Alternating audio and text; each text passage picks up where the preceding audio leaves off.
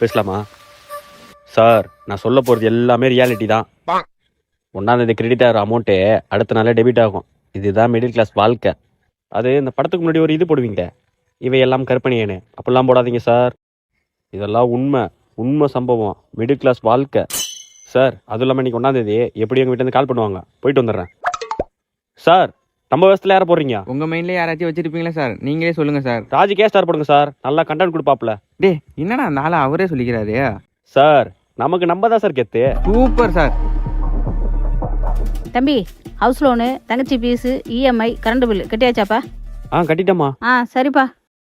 தம்பி, கையில் காசு இருக்குல்ல? கையில்